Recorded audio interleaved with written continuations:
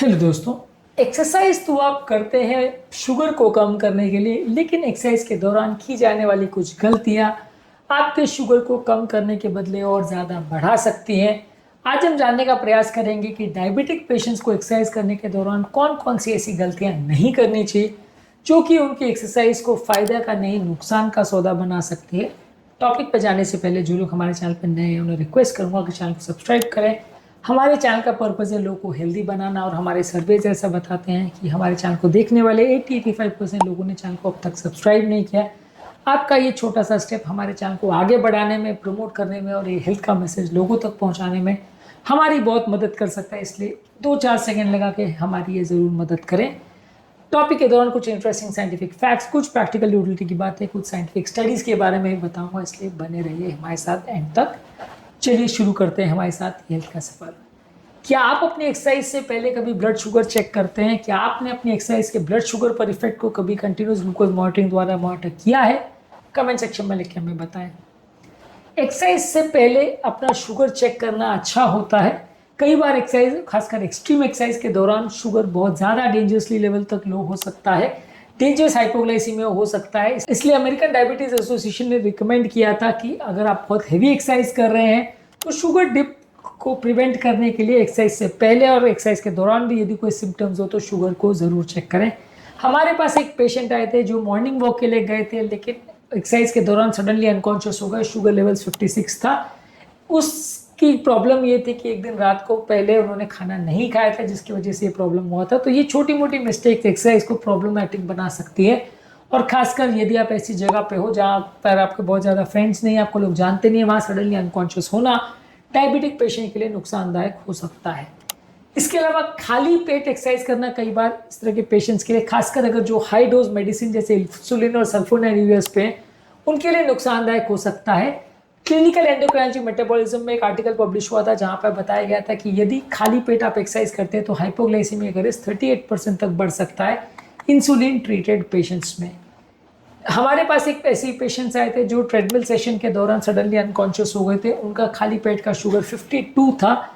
उन्होंने एक्सरसाइज करने के दौरान या उसके आसपास कभी शुगर अपना चेक नहीं किया था। इंसुलिन वो रेगुलरली ले रहे थे और उनका सडनली शुगर लेवल कम हो गया। तो ये छोटे मोटे इवेंट्स हैं जो इजीली मैनेजेबल है यदि आप इस पर प्रॉपर ध्यान दें और शुगर लेवल्स को प्रॉपरली चेक करें और उसको प्रॉपर मॉनिटर करें। कंटिन्यूस ग्लूकोज मॉनिटरिंग अगर आप कर सको तो वो सबसे अच्छा तरीका है इसका, पर ऑब्वियसली वो थोड़ा सा कॉस्टली है, सबको मेंटेन करना मुश्किल होता है। पर रेगुलरली शुगर को चेक करना खासकर हेवी एक्सरसाइज से पहले रिकमेंडेड है, खासकर उन लोग के लिए जो मल्टीपल मेडिसिन पर हैं। यदि आप एक्सरसाइज को रॉन्ग टाइम पे करते हो तो उसमें भी कई बार प्रॉब्लम हो सकती है। अगर बहुत हाई इंटेंसिटी वर्कआउट हो, इवनिंग में करते हो, तो वो आपके ब्लड शुगर के कंट्रोल को बिगाड़ सकता है। मॉर्निंग के टाइम एक्सरसाइज आपके ब्लड शुगर लेवल्स को बेटर मेंटेन करती है। ये भी साइंटिफिकली प्रूवन है। डायबिटोलॉजी जर्नल में 2022 में एक आर्टिकल पब्लिश हुआ था जहां पे बताया गया था कि यदि आप मिड मॉर्निंग एक्सरसाइज करते हो, बहुत अर्ली मॉर्निंग नहीं, 9-10 बजे के आसपास यदि आप एक्सरसाइज करते हो तो आपकी इंसुलिन सेंसिटिविटी 15% तक बेटर हो सकती है। अर्ली मॉर्निंग भी एक्सरसाइज कर सकते हो, लेकिन मिड मॉर्निंग अगर आपका वर्क आप मैनेज कर सको तो वो ज़्यादा हेल्दी माना जाता है। सबसे बेस्ट टाइम रिकमेंडेड जो है वो 9 to 11 AM है मॉर्निंग का, लेकिन वो टाइम काफ़ी ऑफिस गोर्स के लिए और काम करने वालों के लिए उतना प्रैक्टिकल टाइम नहीं है। गृहिणियाँ उस टाइम पे एक्सरसाइज कर सकती है जब हस्बैंड वगैरह जॉब पे चले गए, बच्चे स्कूल चले गए, उसके बाद अगर वो एक्सरसाइज करें और डायबिटिक है तो उनको बेस्ट एडवांटेज इसका मिल सकता है। इसके अलावा एक्सरसाइज के दौरान आपका ब्लड कुछ हद तक थिक हो जाता है जब आप बहुत ज़्यादा स्वेट करते हो तो पानी का ध्यान रखना ज़रूरी है। यदि माइल्ड डिहाइड्रेशन भी होता है तो आपका ब्लड शुगर लेवल्स 5 से 10 मिलीमीटर तक बढ़ सकता है, ऐसा स्टडीज में शो किया गया है। तो ये आपकी क्लॉटिंग की टेंडेंसी को भी बढ़ाता है, शुगर लेवल्स को भी चेंज कर सकता है, इसलिए डिहाइड्रेशन एक्सरसाइज के दौरान नहीं होना चाहिए। इसके अलावा एक और मिस्टेक जो लोग करते हैं कि वो एक्सरसाइज के दौरान एक ही तरह की एक्सरसाइज करते हैं, जिससे कई बार प्रॉब्लम होती है। अगर आप सिर्फ रेजिस्टेंस ट्रेनिंग करोगे या सिर्फ एरोबिक एक्सरसाइज करोगे तो उतना फायदा नहीं होगा। दोनों का एक प्रॉपर कॉम्बिनेशन और बैलेंस आपकी एक्सरसाइज लेवल्स को ज़्यादा अच्छा इंप्रूव करता है।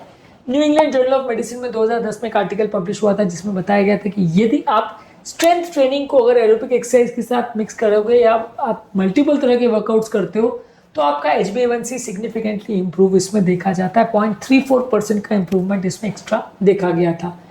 हमारे एक पेशेंट थे जिनका शुगर लेवल्स काफ़ी प्लेटो हो गया था, एक्सरसाइज से उतना इंप्रूवमेंट नहीं आ रहा था। हमने उनको वेट ट्रेनिंग की सलाह दी जिससे उनको 0.7-0.8 परसेंट तक का HbA1c में इंप्रूवमेंट देखने को मिला बिना ज़्यादा कोई और चेंज किए। तो ये कई बार इंप्रूवमेंट देखने को मिलता है जब आप वेट ट्रेनिंग थोड़ा एक्स्ट्रा करते हो, तो सिर्फ एरोबिक एक्सरसाइज पे फोकस करना भी गलत है। इसके अलावा यदि आप सिर्फ ओवर एक्सरसाइज करते हो बिना किसी रिकवरी के, यानी कि वार्मिंग अप और कूलिंग डाउन नहीं करते हो, तो बॉडी में कॉर्टिसोल लेवल्स बहुत बढ़ सकता है, जो कि ब्लड शुगर लेवल्स को बढ़ा सकता है। जर्नल ऑफ अप्लाइड फिजियोलॉजी में 2018 में एक आर्टिकल में बताया गया था कि यदि आप ओवर ट्रेनिंग करते हो तो आपका ब्लड शुगर लेवल्स और इंसुलिन लेवल्स में वेरिएशन आ सकता है, शुगर बढ़ सकता है, इंसुलिन कम हो सकता है, टेम्परेरी होता है हालांकि, लेकिन ऐसा हो सकता है। इसके अलावा आपके एक्सरसाइज के आसपास आपके डाइट और मेडिसिन को प्रॉपरली आपको एडजस्ट करना है, नहीं तो आपको डोज में दिक्कत आ सकती है। एटलीस्ट 25% पेशेंट को डोज एडजस्टमेंट की सिग्निफिकेंट जरूरत होती है, ऐसा स्टडीज ने शो किया है। डायबिटीज वाले पेशेंट को फुट इंजरी होने का प्रॉब्लम हो सकता है, गिर सकते हैं, इम्बैलेंस हो सकता है, इसलिए फुट चेक करवाना और प्रॉपर फुटवेयर का और अल्सर्स का प्रॉपर ध्यान रखना काफ़ी ज़्यादा ज़रूरी है उन लोगों को, खासकर जिनको एडवांस डायबिटीज़ है। इसके अलावा एक्सरसाइज के बाद आपका पोस्ट एक्सरसाइज शुगर को भी रेगुलरली चेक करना जरूरी है। एक्सरसाइज के बाद कई बार ब्लड शुगर लेवल्स काफ़ी कम हो सकता है। डायबिटीज़ इन्वेस्टिगेशन में 2021 में एक आर्टिकल में दिखाया गया था कि डायबिटीज़ वाले पेशेंट में कई बार एक्सरसाइज के 6 से 12 घंटे के बाद भी इंसुलिन ट्रीटेड पेशेंट में शुगर लेवल्स कम हो सकते हैं। 40% पेशेंट्स में ऐसा देखा गया था, यानी काफ़ी घंटे बाद भी शुगर ड्रॉप हो सकता है, तो चेक करते रहना ज़रूरी है।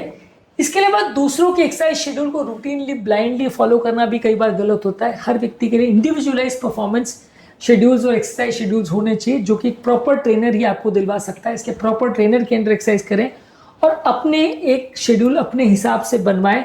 दूसरी किसी के एक्सरसाइज शेड्यूल को आप कॉपी कैट बन के कॉपी करें। इसके अलावा एक्सरसाइज से पहले वार्मिंग अप और कूलिंग डाउन का ज़्यादा ध्यान दें, ये डायबिटिक पेशेंट में ज़्यादा इंपॉर्टेंट है। इसके अलावा एक्सरसाइज के दौरान यदि आप कंटिन्यूस ग्लूकोज मॉनिटरिंग का प्रयोग कर सकते हैं तो वो सबसे बेस्ट तरीका है आपके शुगर को मॉनिटर करना। एक्सरसाइज से रिलेटेड चेंजेस और दिन भर में होने वाले लॉन्ग टर्म और शॉर्ट टर्म चेंजेस को भी बेटर जज करता है, इसलिए कंटिन्यूस ग्लूकोज मॉनिटरिंग अगर आप अफोर्ड कर सकते हैं तो काफ़ी अच्छा है। पर इसका 2 हफ्ते का जो डिवाइस आता है वो 4-4.5 हज़ार रुपये का है, तो इसलिए काफ़ी महंगा है। लेकिन अगर लॉन्ग टर्म में फ्यूचर में सस्ता हो जाता है तो ये रिकमेंडेड है, ज़्यादातर डायबिटिक्स को इसको यूज़ करना चाहिए। ट्रेनर्स को यदि आप इन्फॉर्म नहीं करते कि आपको डायबिटीज़ है तो वो भी एक मिस्टेक हो सकता है, उनको इन्फॉर्म करना जरूरी है ताकि अगर हाइपोग्लाइसीमिया हो तो उसे मैनेज किया जा सके। इसके अलावा यदि फिटनेस ट्रैकिंग डिवाइस पर बहुत ज़्यादा आप रिलाई करते हैं तो वो भी अच्छा नहीं है। अपनी बॉडी के सॉफ्ट सिग्नल्स पर ध्यान देना भी जरूरी है। बॉडी कई बार चक्कर, कमजोरी, चेस्ट पेन से आपको सिग्नल देती है कि प्रॉब्लम हो रही है, उसको इग्नोर करना घातक हो सकता है, इसको इग्नोर ना करें। इसके अलावा कई बार बहुत ज़्यादा मेंटल स्ट्रेस में यदि आप एक्सरसाइज करते हैं तो बॉडी में एड्रेनलिन और कॉर्टिसोल बढ़ता है, जो कि शुगर लेवल्स को बिगाड़ सकता है। बहुत ज़्यादा मानसिक तनाव में या बहुत ज़्यादा स्ट्रेस के अंदर एक्सरसाइज, ओवर एक्सरसाइज खासकर मत करें, वो नुकसानदायक हो सकता है। इस मामले में हमारा फाइनल वर्डिक्ट ये है कि एक्सरसाइज से पहले शुगर को चेक करें, बहुत ज़्यादा खाली पेट एक्सरसाइज मत करें, ग्लूकोज टैबलेट्स या फ्रूट्स एक्सरसाइज के साथ कैरी करें, पानी ज़्यादा पीजिए, एरोबिक और स्ट्रेंथ ट्रेनिंग एक्सरसाइज दोनों साथ में करिए, अपनी लिमिट्स को पहचानिए, बहुत ज़्यादा लेट नाइट हैवी वर्कआउट्स मत करिए और एक्सरसाइज से प्रिकॉशंस का प्रॉपर ध्यान रखिए, खासकर अपने फुट केयर का प्रॉपर ध्यान रखिए यदि आपको एडवांस या लॉन्ग स्टैंडिंग डायबिटीज़ है तो। आज के टॉपिक में हमने बात करी डायबिटिक पेशेंट्स क्या कॉमन गलतियां करती है एक्सरसाइज के दौरान। उम्मीद करूँगा कि आज के टॉपिक में कुछ नया जानने को मिला होगा। हमारे सर्वे ये बताते हैं कि इस चैनल को देखने वाले 85% लोगों ने चैनल को अभी तक सब्सक्राइब नहीं किया है। आपका ये छोटा 2-4 सेकंड में हो जाने वाला स्टेप हमारे चैनल को आगे बढ़ाने में और ये हेल्दी मैसेज लोगों तक पहुंचने में काफ़ी हमारी मदद करता है, इसलिए छोटा सा ये हमारा हेल्प ज़रूर करें। उम्मीद करूँगा कि आज के टॉपिक में आपको कुछ नया जानने को मिला होगा।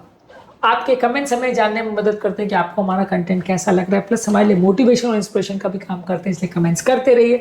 हेल्थ के सफ़र में हमारे साथ आगे बढ़ते रहिए।